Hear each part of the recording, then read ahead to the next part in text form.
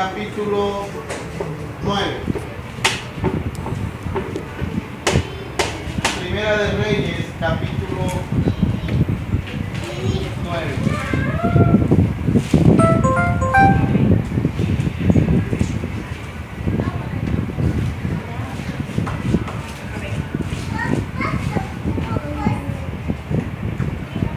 Leemos en el nombre del Padre, del Hijo y del Espíritu Santo. Amén. Cuando Salomón hubo acabado la obra de la casa de Jehová y la casa real y todo lo que Salomón quiso hacer, Jehová apareció a Salomón la segunda vez, como le había aparecido en Gabaón, y le dijo: Jehová, yo he oído tu oración y tu ruego que has hecho en mi presencia.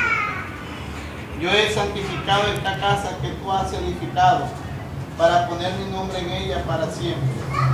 Y en ella estarán mis ojos y mi corazón todos los días. Y si anduvieres delante de mí, como anduvo David tu padre, en integridad de corazón y en equidad, haciendo todas las cosas que yo te he mandado y guardando mis estatutos y mis decretos, yo afirmaré el trono de tu reino sobre Israel para siempre, como hablé a David tu padre, diciendo: no faltará varón de tu descendencia en el trono de Israel. Mas si obstinadamente os apartareis de mí vosotros y vuestros hijos, y no guardareis mis mandamientos y mis estatutos que yo he puesto delante de vosotros, sino que fueres y sirvieres a dioses ajenos y le adorares, yo cortaré a Israel de sobre la faz de la tierra que le he entregado. Y esta casa que he santificado a mi nombre, yo la echaré de delante de mí. E Israel será por proverbio y refrán a todos los pueblos. Y esta casa que estaba en estima, cualquiera que pase por ella se asombrará y se burlará y dirá: ¿por qué ha hecho así Jehová a esta tierra y a esta casa? Y dirán: por cuanto dejaron a Jehová su Dios, que había sacado a sus padres de la tierra de Egipto, y echaron manos a dioses ajenos y los adoraron y los sirvieron. Por eso ha traído Jehová sobre ellos todo este mal. Oremos. Padre, en el nombre de Jesucristo, amado Dios, te doy muchas gracias en esta noche, Padre, por tu bondad, por tu misericordia. Te doy gracias, Padre Santo, mi amado Rey, porque tú eres bueno y misericordioso. Delante de ti estamos, porque tú eres un Dios grande, poderoso, que lo llenas todo, Señor amado, que nos ha dado el privilegio de poder adorarte, que nos ha separado, Señor, para que hoy seamos, Señor, la niña de tus ojos. Te pido que nos ayudes a corresponder a esa gracia, a esa grandeza, a ese cuidado tuyo, Señor amado. Que tu misericordia esté en nuestros corazones, Señor amado, para amarte cada día más, Señor. Dios, te doy muchas gracias en el nombre de Jesucristo. Amén. Pueden sentarse. Dios responde, es el tema de esta noche. Dios responde. Aleluya. Hemos venido hablando de los reinados, hemos hablado de Saúl, hemos hablado de David. Y hoy vamos a hablar de Salomón, un rey que tuvo su fama y tuvo su reconocimiento en su sabiduría, en su opulencia, en su riqueza, en la expansión del reino. Pero Salomón no guardó la palabra que Dios le había mandado. Aquí, en el título, uno puede analizar el pacto de Dios con Salomón. Salomón, hijo de David, por descendencia, por jerarquía de mayor a menor, no le correspondía el reinado. Pero hay cosas en las que Dios no esquematiza como muchas veces lo queremos hacer los hombres. Las naciones vecinas, ellos ponían sus reyes porque era por genealogía, el papá y la mamá y la familia manejaban. Entonces cuando ese rey por alguna razón descendía de su reinado, entonces cogía su descendiente, su primogénito. Salomón había tenido algunos problemas, porque recordemos que Salomón era una de las corchadas. David tuvo 19 hijos, sin contar los que tuvo con las concubinas. Y entre los primeros hijos, él tuvo 6 en Hebrón. Y el mayor de los 6 en Hebrón se llamó Amnón. Y el cuarto viene siendo Adonías. Por eso Adonías se quiso adueñar del trono, porque él era el cuarto y en jerarquía le tocaba reinar, y por eso bajó a posesionarse como rey. Pero dice la Biblia que Dios no quiso que Adonías reinara. Dios ya le había dicho a David que uno de sus hijos sería el rey, y eligió a Salomón.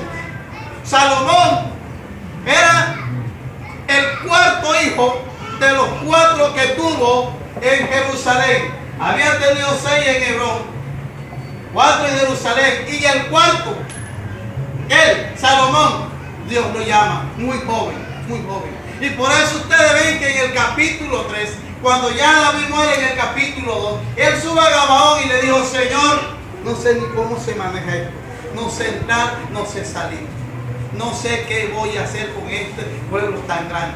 Salomón tuvo un buen arranque y un buen principio, y ese es el cuidado que nosotros debemos tener. Subir a Gabaón significaba subir a la presencia de Dios.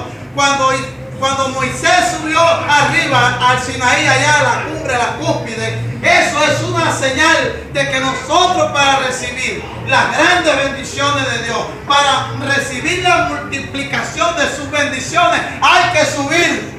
¿Cómo hay que subir? Dios lo estaba haciendo de manera física, pero a mí la palabra me deja entrever que yo tengo que aprender a subir en lo espiritual para que Dios me use cuando yo esté en la cumbre. Aleluya. A su nombre. Gloria. Salomón describe la historia a partir de Primera de Reyes. Comienza a describir la historia, y solo 11 capítulos describe la historia de Salomón, porque en el capítulo 11 él muere. Pero aquí, en este capítulo 9, que es el que nos compete, Salomón en el 8 había hecho una oración y de allí se había arrodillado delante de Dios.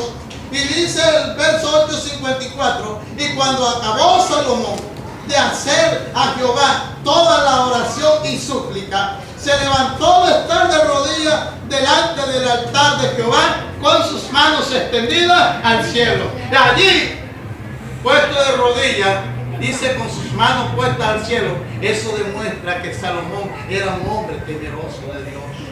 Pero Salomón, allí en esa oración que hace, en ese capítulo 8, le pidió una infinidad de cosas al Señor. Y allí es donde se volvía costumbre que la gente, para orar a Dios, tenía que mirar desde cualquier sitio hacia el templo, porque él, en esa estipulación que estaba haciendo en la petición de la oración cuando consagraba el templo, le hizo esa salvedad al Señor, que donde estuviera, si cualquiera miraba el templo, entonces sería oído. Salomón, podemos analizar que era un hombre de Dios. Pero no hay cosas más grandes en los hombres y en las mujeres cuando no entendemos para qué Dios nos ha llamado, cuando no entendemos para qué Dios nos ha dado las cosas. Salomón en este capítulo 9 dice la Biblia que aquí el Señor le responde. La Biblia no dice cuánto tiempo. La Biblia dice en Jeremías 42:7 que llegaron los de Israel cuando ya quedaba un remanente y le pidieron a Jeremías que orara a Dios y que le dijeran las necesidades que ellos tenían, porque ellos querían saber si se quedaban en Israel porque era un grupo muy pequeño o se iban a Egipto. Y aquella oración fue hecha, y a los 10 días Dios respondió. Aquí nosotros vemos que del capítulo 8 al capítulo 9 dice que Jehová se apareció a Salomón la segunda vez, como le había aparecido en Gabaón. La primera vez se le apareció para anunciarle las grandes riquezas que le iba a dar y las grandes virtudes. ¿Sabe que es un privilegio que Dios le hable a uno? Porque dice: no, pero a mí Dios no me habla, es que no lee la Biblia. Porque Dios le habla a uno cuando uno lee la Biblia. Pero si la persona no lee la Biblia, Dios no le habla. Ay, no me habla Dios, no. De pronto que no le dirá algunas cosas, algunas decisiones como no se la dice a otro. Pero Dios habla a través de sus palabras. Cuando yo leo, Dios me está hablando. Aquí Dios me está hablando y le está hablando a usted. Amén. Por eso, en este capítulo 9, dice la Biblia, vuelve a recordar, dice Gabaón, porque Gabaón era algo importante. Ahora se le aparece, ya estando en Jerusalén, con la majestuosidad que tenía Salomón. Salomón era un hombre demasiadamente riquísimo. No ha habido alguien más rico que Salomón. Salomón caminaba sobre la opulencia. Dice la Biblia que la plata en los tiempos de Salomón no valía. Toda la vajilla de oro de Salomón era de oro. Toda la vajilla. Cuchara, hasta los primeros, los vasos. Todo era de oro. De oro puro. Porque la plata no valía nada. Toda la vajilla. Todas las cosas que tenían Salomón eran preciosas. Pero ahora Dios va a hacer pacto con Salomón. Por eso aquí Dios le responde. Dios va a hacer pacto con Salomón. Hagamos un repaso. Cuando Dios va a hacer pacto con el hombre, es Dios que llama al hombre y pone las condiciones. No es el hombre el que le pone las condiciones a Dios. Porque Dios sí es veraz y sea hombre, todo hombre mentiroso. Dios es el que pone las condiciones. Por eso cuando alguien te dice a ti, siembra y pacta, le está echando mentira, porque el hombre no puede pactar con Dios. Es Dios el que pacta con el hombre. Notemos que en Génesis capítulo 17, Dios le hace un recorderis a Abraham. Y aquí en el 17:1, mire, apenas van a hacer pacto. Dice la circuncisión, señal del pacto. Aquí van a sellar un pacto. Dice, era Abraham de edad de 99 años cuando se le apareció Jehová y le dijo, yo soy Dios Todopoderoso, anda delante de mí y sé perfecto. Iban a hacer un pacto, ¿cuál? El de la circuncisión. Y le dijo, anda delante de mí y sé perfecto. Note que Dios es el que llama a Abraham y le dice qué tiene que hacer para que se cumplan las bendiciones en su vida. Pero en Deuteronomio capítulo 8, también hay otra señal del pacto, un recorderio 8:6. Dice en Deuteronomio 8:6, guardarás pues los mandamientos de Jehová tu Dios, andando en todos tus caminos y temiendo. Allí Dios a Israel lo llama, primero llama a Abraham y le da en el pacto lo que le toca de hacer. Dios nunca le llama a uno sin antes decirle lo que le corresponde hacer. Por eso la Biblia dice, allá en 2 de Timoteo capítulo 3, pero en 1 de Timoteo capítulo 3, donde habla de los obispos, y allí comienza a decirle cuáles son los requisitos para que alguien sea pastor o sea obispo no obispado de Dios. Y por eso dice, será de esta y de esta manera. Aquí cuando se le aparece por segunda vez a este hombre llamado Salomón, le dice Jehová, y he oído tu oración. O sea, Dios oye, yo he oído tu oración. Qué hermoso es. Y mire, y me hace recordar aquella palabra de Ana. Cuando Ana allí estaba orando, le dijo, Señor, acuérdate de mí. Y dice la Biblia que cuando Ana volvió a orar, dice, y se acordó Dios de Ana. Mira que esta expresión hermosa dice, y dijo Jehová en el 3, yo he oído tu oración y tu ruego que has hecho en mi presencia. Note usted que la Biblia relata ruego. He oído tu oración y ruegos. Amén. Es decir, que la oración debe de ir acompañado de ruego y de súplica. Por eso es que casi no viene la respuesta de Dios. Dios necesita que nosotros aprendamos dos ingredientes de la oración: la súplica y el ruego. Gloria al Señor. Aleluya. A su nombre. Gloria. La sangre de Cristo Tiene poder. Y he santificado esta casa que tú has edificado para poner mi nombre en ella para siempre. Y en ella estarán mis ojos y mi corazón todos los días. Impresionante lo que Dios hizo. Impresionante lo que Dios, cuando Dios responde. Dios responde para dar respuesta a lo que tú y yo hemos pedido. Recordemos que los pasos para Dios responder puede ser un sí, un no o espera. Un sí, un no o espera. Y aquí Dios le dijo, sí, he oído tu oración. Tal vez usted ha orado a Dios. ¿Y cuántas veces no se lo habrá dicho? Pero ¿sabe qué hace falta en esa oración? El ruego y la súplica. Tal vez ha orado, pero no le ha suplicado a Dios. Y la súplica y el ruego son cosas extremas en las que uno derrama delante del Señor su alma. Y por eso hacemos oraciones simples, oraciones mecánicas, porque se necesita que ese ingrediente de la oración sea la súplica y el ruego. Que la iglesia de hoy no utiliza la súplica y el ruego, y por eso es que casi no hay respuesta. Dios está escuchando, pero no ha oído, no le ha prestado atención a tu oración, porque no hay súplica, porque no hay ruego. Se necesita que este ingrediente se dé en la iglesia del Señor, y ojalá este año 2015 utilicemos todos nosotros la súplica y el ruego. Alabado sea el Señor. A su nombre. Dijo, yo pondré mis ojos y mi corazón sobre ella todos los días, y eso es verdad.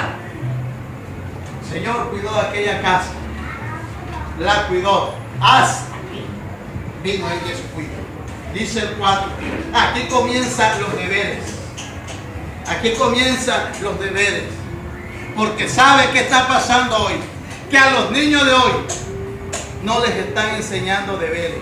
¿Sabe qué están haciendo con los niños? El ICBF. Únicamente derecho. El niño tiene derecho a un nombre, tiene derecho a tomar leche cabra, tiene derecho a andar, tiene derecho a tener derechos. Pero no dice deberes. No dice que el niño se tiene que bañar, no dice que el niño debe someterse, que el niño debe obedecer. No, Señor, deberes no hay, únicamente hay derechos. Así que estos sinvergüenzas crecen así. 25 años manteniendo estos panzudos. ¿Por qué? Porque no hablan de deberes. Pero aquí el Señor, en el capítulo 4, comienza a hablar de deber. ¿Y cuál es un deber? Un deber es una responsabilidad. Un deber es un compromiso. Un deber es lo que me asiste a mí para que el pacto se cumpla, para que el pacto sea una realidad. Alabado sea el Señor. ¿Vive o no vive? Vive. Y comienza a hablar de los deberes. Y cuando comienza a hablar de los deberes, dice el 4, y si anduviere delante de mí como anduvo David tu padre. Si anduviere. ¿Y qué es andar? ¿Qué es andar? Seguir ahí. El Señor dijo, llevad mi yugo. Ese es andar con el Señor, llevar el yugo pegado ahí. Y ustedes saben que el yugo es algo que va cerquita ahí cuando voy. Ahí por eso el Señor dijo, llevad mi yugo. Cuando vaya ahí. Andar con el Señor dijo, si anduvieres como anduvo mi siervo David. Le estaba poniendo de ejemplo al papá, porque el papá le había dado ejemplo a Salomón de cómo es que se anda en la presencia de Dios. Muchas veces lo habían dado, y por eso en el capítulo 1 del Reyes, cuando le va a hacer salvedades, le comienza a dar unas cantidades de recordamiento, le comienza a hacer unos recorderis, porque ya Salomón había visto esto. Por eso es que los padres, la mamá, el papá debe ser ejemplo, y los hijos deben de ver en nosotros los que somos como siervos, porque las primeras ovejas que usted pastorea son sus hijos, sus hijas, y si usted no le da ejemplo, ¿cómo van a saber ellos cómo se pueden guiar en la vida? ¿Cómo van a saber ellos cómo se pueden comportar en la vida si lo que deben de ver en nosotros no lo veía? David fue un hombre de ejemplo, y por eso aquí Dios le hace saber a Salomón, dice, si anduvieres delante de mí como anduvo tu padre, como anduvo David tu padre, si anduviere delante de mí. ¿Sabe usted que cuando está San José Gregorio, hay San Gregorio, por favor? Porque ahora los católicos se rodean a San Gregorio, por favor. Ayúdame, San Gregorio. Te voy a dar un niñito de oro.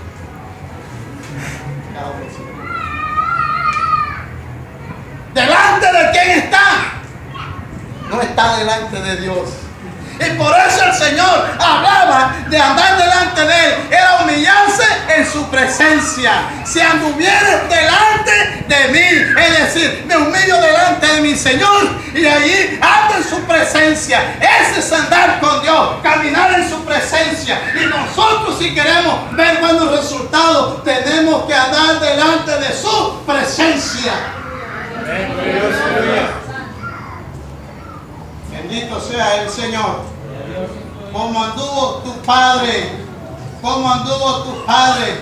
Y allí comienza a hablar de una palabra que pesa bastante. Cómo anduvo David delante de Dios. Dice aquí. Primero, con integridad de corazón. Segundo, en equidad. Y haciendo todas las cosas que había guardado. Tercero, cuarto, guardó los estatutos. Y quinto, guardó los decretos. Impresionante este hombre. Lo primero de que habla la condición de este hombre llamado David, ¿cómo anduvo? Dijo, en integridad de corazón. ¿Sabe que la expresión más grande que puede tener una persona de honestidad en esta tierra y delante de Dios es la integridad? Y por eso vamos a hablar de la integridad. Por eso no me voy a extender mucho en lo que es la integridad. Pero la integridad no es 50, no es 30, no es 90% bien. La integridad es o no es. ¿Eres íntegro o eres un puerco, una puerca, un sucio? O tienes que ser 100% íntegro. Por eso es que la integridad no tiene mancha. La integridad es 100% limpio y puro delante de Dios. Gloria al Señor. Bendito sea el Señor. La integridad de corazón.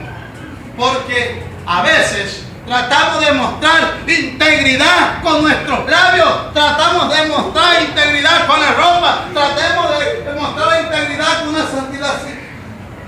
Que parece que tuvieran varillado, se trae una varilla. Quieren mostrar integridad. La integridad donde se muestra legítimamente dentro del corazón, porque ahí es donde Dios se fija. Aleluya. ¿Vive o no vive? Vive. La sangre de Cristo Tiene poder. Y integridad de corazón y equidad. ¿Sabe cuál es el primer principio de justicia? La equidad. Cuando alguien tiene equidad, no le da ventaja a nadie. Por eso el Señor dijo, no te portarás como logrero con el hermano ni con la hermana, porque eso se llama ser equitativo. Ser equitativo es no poner nada ni quitarle nada. Eso es ser equidad. Equidad es que la balanza esté aquí en línea recta con esta que está de este lado. Eso es equidad.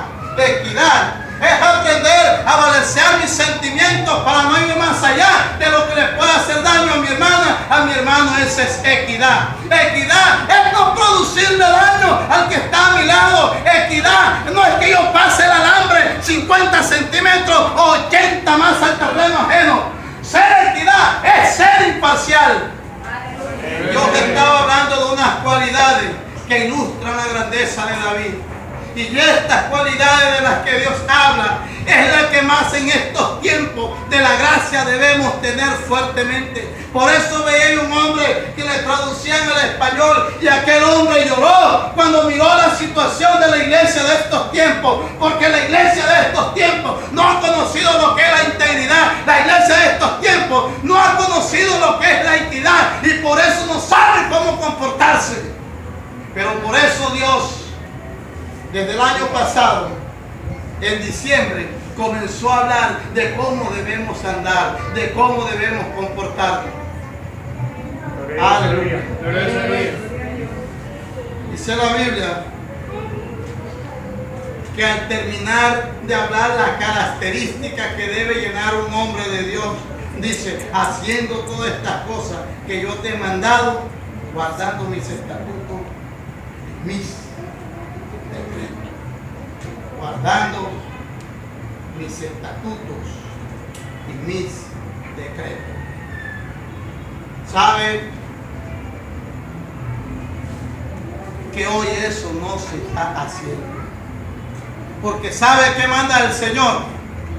Ir predicar el Evangelio a toda criatura, enseñándole a que guarden todas las cosas que he mandado. Eso es guardar desde el Génesis hasta el Apocalipsis. Y dice, he aquí yo estoy con vosotros. Y por eso la presencia del Espíritu Santo se ha vuelto ilegítima en las iglesias, porque no han guardado los estatutos, porque no han guardado la palabra. Y sabe, algo hermoso que debe tener todo hombre es guardar la palabra.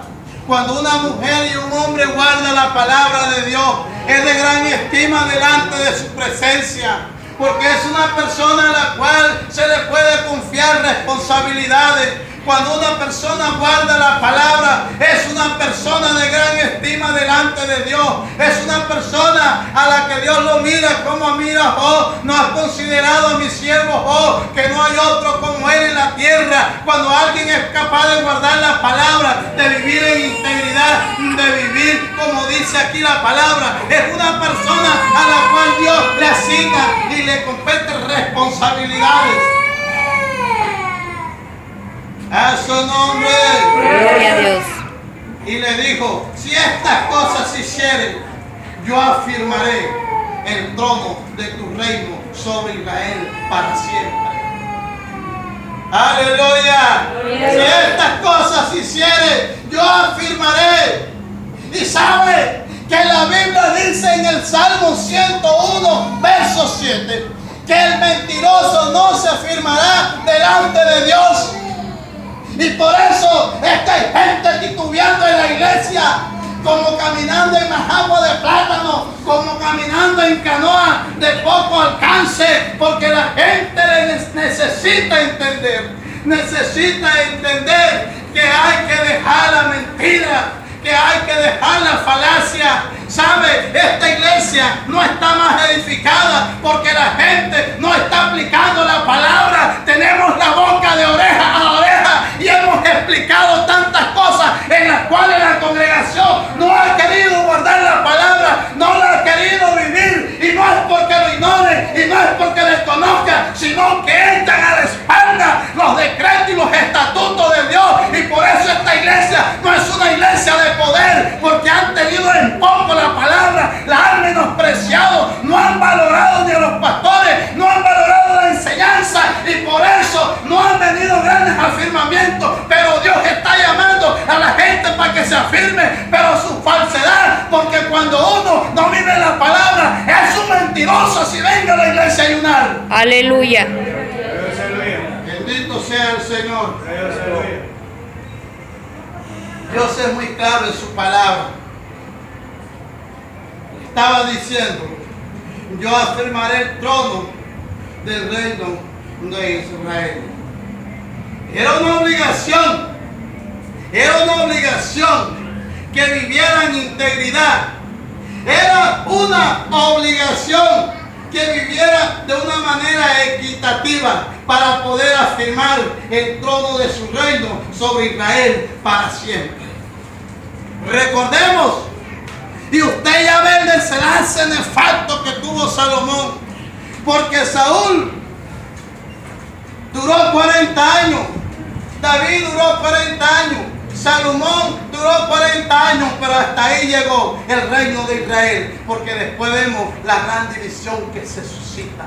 Cuando uno no guarda la palabra y vive de cualquier manera, uno está poniendo división en la iglesia, uno pone división en la familia. ¿Por qué? Es que muchas veces uno coge para allá y el otro coge para allá por esto, porque hace falta integridad, y por eso la familia se divide y se dispersa. Salomón no fue capaz de sostenerse. ¿Sabe usted una cosa? Que la palabra no es juguete de nadie. Yo le tengo un temor a Dios y me da un temor grande cuando no estoy viviendo la palabra. Me da un miedo terrible, porque yo estoy viendo que Dios es un Dios de amor, pero también un fuego consumidor. Amén. Y sé que lo que Dios hace, cuando lo hace, no lo hace por simple capricho, porque Él es el número uno del administrador de justicia en la tierra, porque la justicia parte de Dios. A su nombre. Gloria. Yo afirmaré tu trono sobre Israel para siempre. Como hablé a David tu padre, no faltará varón de su descendencia en su trono real. Aquí viene la gran dificultad y la consecuencia. Dice, mas si obstinadamente os apartare de mí, vosotros y vuestros hijos, y no guardares mis mandamientos y mis estatutos, que yo he puesto hoy delante de vosotros, sino que fueres y servieres a dioses ajenos y lo adorares. Mire la sentencia al 7. Yo cortaré a Israel de sobre la faz de la tierra que les he entregado. ¿Sabe por qué hoy hay tanto lesbianismo en las escuelas? ¿Por qué hay homosexualismo? Porque sacaron a Dios de las iglesias. Ya casi ni enseñan religión. Ya no enseñan ética y valores. Ya no enseñan moral en los colegios. ¿Qué puede dar de clase un homosexual que se vaya para ahí delante de los alumnos? ¿Qué ejemplo le puede dar? Porque han violado la palabra. Han sacado a Dios de los colegios. Los senadores, los representantes, los legisladores han sacado a Dios de donde ellos están, han sacado a Dios del Congreso, han sacado a Dios de tantas cosas, y por eso es que estamos viendo la desgracia más grande. Pero el Señor dijo, si obstinadamente, una persona obstinada es una persona que está vendado en su error, es una persona que aunque tenga capacidades intelectuales, se empeña en hacer lo contrario a lo que Dios manda en su palabra. Ese es ser obstinado. ¿Cuántas personas nos vemos obstinados?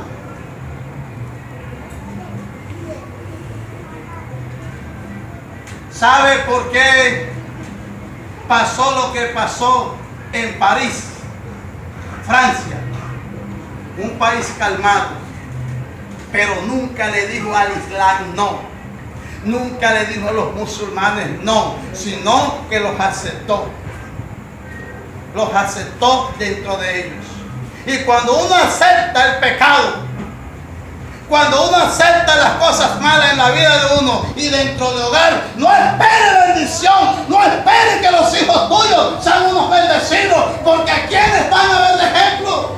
Si no es a nosotros. No espere que su generación sea santa, no espere ver gente convertida a Dios santamente, porque no han vivido la palabra.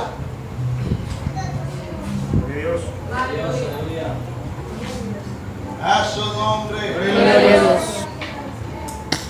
Aleluya. Yo cortaré a Israel de la faz de la tierra que les he entregado. Y esta casa que he santificado a mi nombre, la echaré de delante de mí. De Israel será proverbio y refrán a todos los pueblos. Eso se cumplió. Ya ustedes se dieron cuenta que eso se cumplió. Años 70, después que el Señor partió a la presencia del Padre, Tito el general destruyó a Jerusalén. Jerusalén dejó de aparecer en el mapa. Dejó de aparecer hasta 1922. Lo echó. La casa quedó destruida. No existió templo. Los echó de la presencia de él. No esperemos que Dios nos eche de su presencia. No esperemos que Dios tenga que tomar medidas drásticas contra nosotros. Lo digo por mí, porque un torcido como yo no había en la iglesia, hipócrita, fariseo era yo era así. Me acuerdo tanto que cantaba, escucho en el ruego la historia de un hombre. La Biblia declara su nombre, Sansón, y ese era yo un falso. Luego Dios me cogió por la mano, venga Davidito, porque así me decía mi familia. Algunos 10 años comiendo algarroba. Ahora que vine, conozco que con Dios no se juega. El que cree que va a jugar el evangelio con el Señor, se equivocó. Porque jugará hasta el día en que Él quiera. Pero el día que te coja por la mano, por la oreja, entonces viene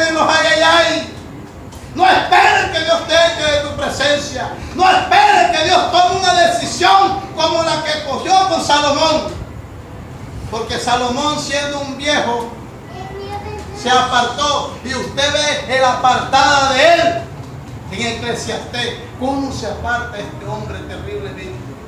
Y si lees el capítulo 11, tú ves cómo le levanta altares a Milcom, Astarot, Astarte, a los dioses fenicios y paganos. Pasó los hijos por el fuego, porque por aquí le entró y por acá le salió. Uno tiene que aprender a retener la palabra y pararse como una varilla de hierro, como una columna, pararse. La palabra de Dios es para vivirla. La palabra de Dios es para guardarla. La palabra no es cualquier escritura, es la palabra de Dios. Hay que guardarla. Si yo no estoy viviendo la palabra, examínese este año. Dios está dando oportunidad. Y si no ha venido, ni nos ha matado hoy, ni mañana, es porque Él tiene misericordia. Está esperando que nosotros nos afirmemos. Está esperando que nosotros vivamos santamente. Que nosotros aprendamos a ser ejemplo. Porque ¿en quién se va a mirar la gente para ver el ejemplo de una santa y de un santo? En nosotros, los que hemos recibido su Espíritu Santo. En nadie más, porque la gente no se puede fijar en un mundano, porque él no puede dar ejemplo de la palabra. Qué tristeza cuando se fijan en nosotros y no encuentran nada que les podamos sacar del error en que viven, porque nos parecemos a ellos. Pongámonos en pie. Amado Padre Celestial, delante de ti estamos, Señor. Eres hermoso, Señor. Eres grande y poderoso, papá.